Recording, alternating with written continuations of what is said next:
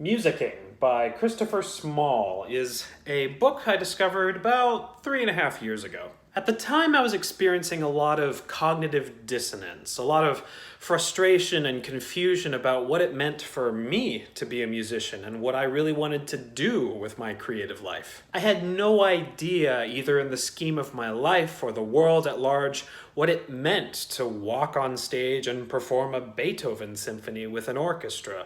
What was this music thing that I was betting my career on even about? It was only when I discovered this book, however, that I started feeling empowered to find my own answers to these big questions. What Small does in the book is basically break down a symphony orchestra concert into its disparate elements and relationships.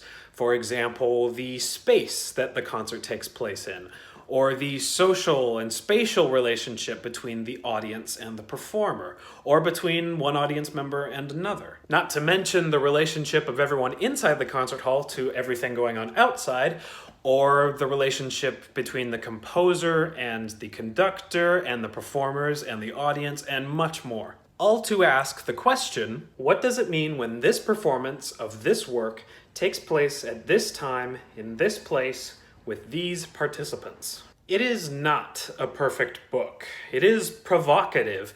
He makes no secret of the fact that he doesn't super care for the modern concert music scene. I didn't agree with all of his sentiments and conclusions when I read the book for the first time, and now as I'm revisiting it, there's also a couple other points where I'm just, oh. But the questions posed in this book really got me curious, and I think got me started on a concrete path to discovering who I wanted to be as a musician. And I believe that many of the projects that I've pursued over the past few years, both in the outer world and the inner world, started with reading this book. So over the next few days, I'll be sharing a couple interesting passages that I've marked, and I'll be curious to hear what you think.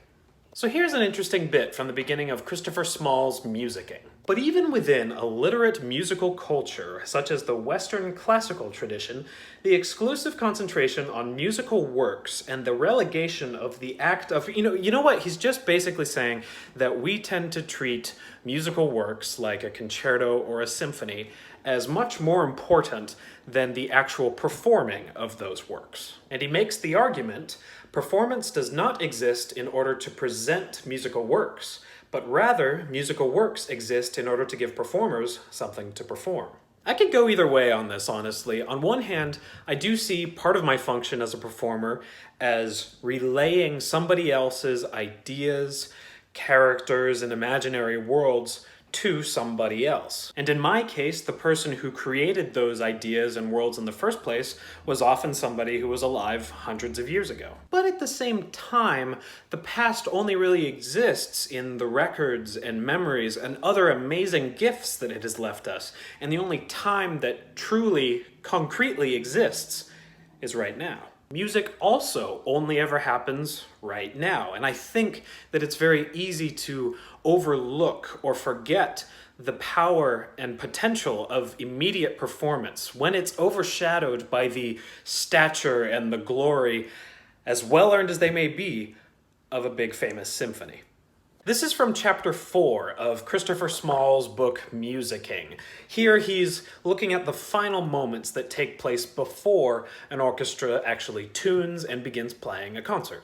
Once seated, the musicians talk to colleagues, fine-tune their instruments, play scales and little snatches of melody, perhaps practicing a difficult passage in one of tonight's pieces, or just amusing themselves. I feel personally attacked by this passage. For a few brief moments before the appearance of the conductor, the stage is the orchestral musicians' territory and their playground, and they seem to enjoy their possession of it. I'll pause here too because I don't personally agree that the concert suddenly becomes stiff and rigid and unfun and no longer a playground once the concert starts. The overall sound of their playing and practicing, though uncoordinated, is playful and pleasant to hear.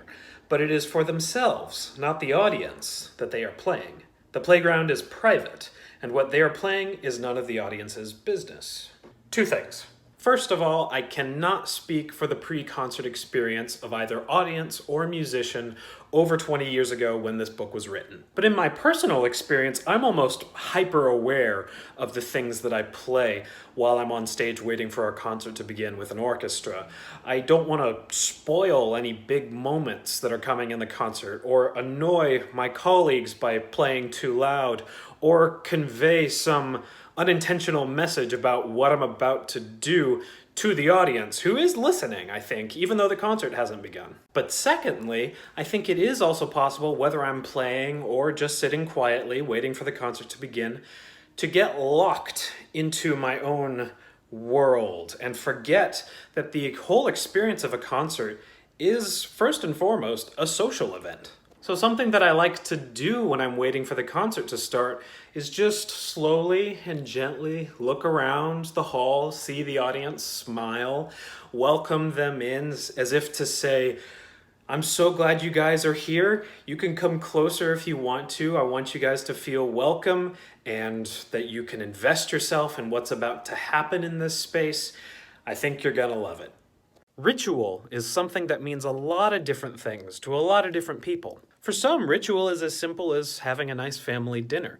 For others, it may mean going to church or attending an awards ceremony. Even a concert is a type of ritual. In Musicking, Christopher Small suggests 3 main functions of ritual. Affirmation of community, so a group of people coming together and saying, this is who we are. Exploration of identity, so trying on different faces to see who we truly are. And celebration of identity, saying we are proud of who we are. So a question I might ask myself is, what relationships and identities am I affirming, exploring, and celebrating when I'm doing the ritual of being in this practice room, working on my etudes? So I've got this piece by Concone here, and immediately I see stuff like andante cantabile, singing, we've got piano, we've got these big long slurs, everything's super connected and smooth. Just by playing this opening phrase, it's as if I'm aspiring to a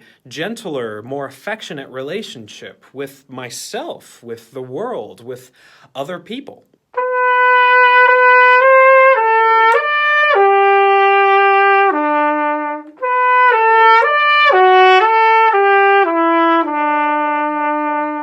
And if I wanted to try on a different identity, what I could do is literally break up the connected relationship that these notes have and turn them instead into these bitter little bip, bip, bip, teeny, pokey little guys that convey a much different, more sarcastic or even cynical character. Might not be as pretty, but for the sake of play and communicating, it helps to have a wider palette.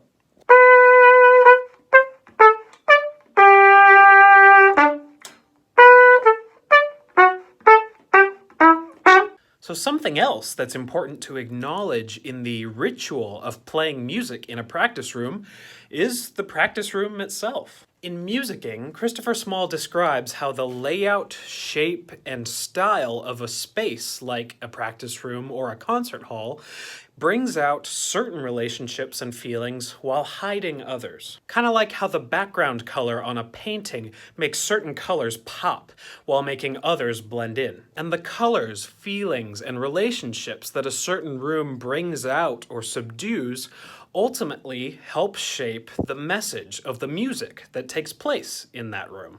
So in a practice room, we've got these 4 blank walls, maybe a window. We've got these stark lights overhead, big metal door, and of course the big soundproofing panels. And there are lots of different ways to look at all of these different elements coming together in this room.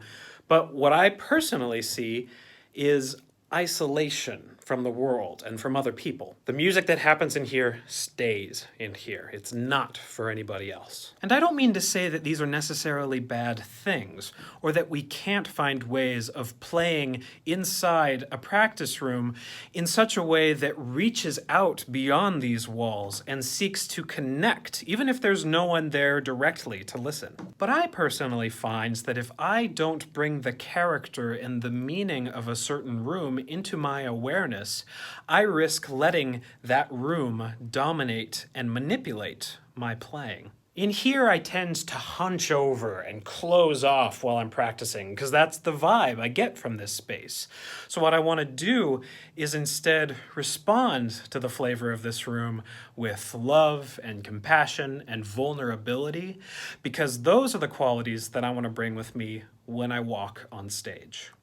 It's funny, even though I'm spending a week talking about this book, it didn't occur to me until day 6 to discuss the title. The author takes some issue with our culture's tendency to turn music into an object. The fundamental nature and meaning of music, he says, lie not in objects, not in musical works at all, but in action, in what people do. We could say that it is not so much about music as about people musicking. He's taking the noun music and turning it into a verb, which he defines pretty broadly. To music is to take part in any capacity in a musical performance, whether by performing, by listening, by rehearsing or practicing, by providing material for performance, what is called composing, or by dancing.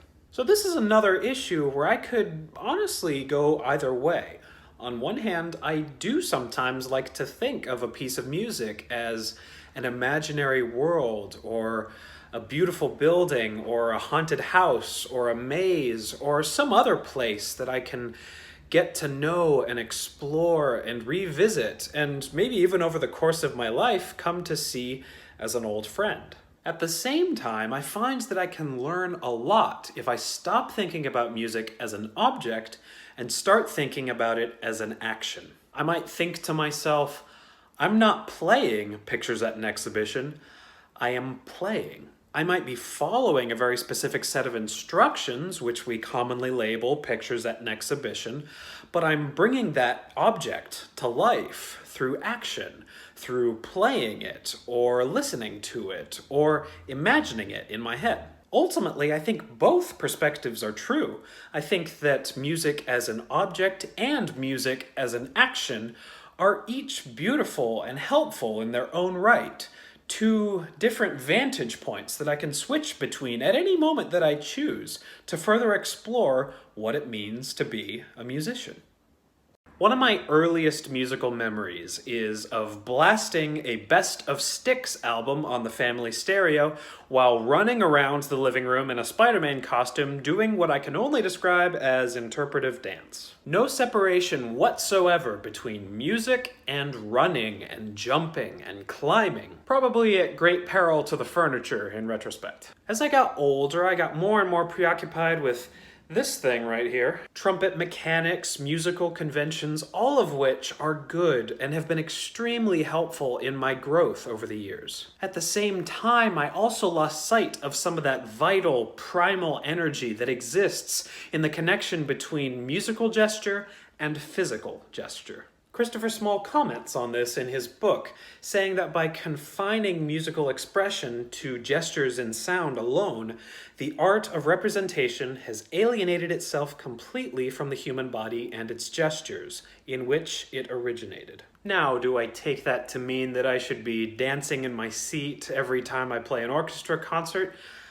I mean, probably not. That could be just as distracting as sitting perfectly stiff for the entire concert, right? But when I am performing or practicing, it can help to remember that the wellspring of all this energy and drive to make music, at least for me, resides in the body and in movement and in running around the living room at 100 miles per hour, because music is just so dang fun.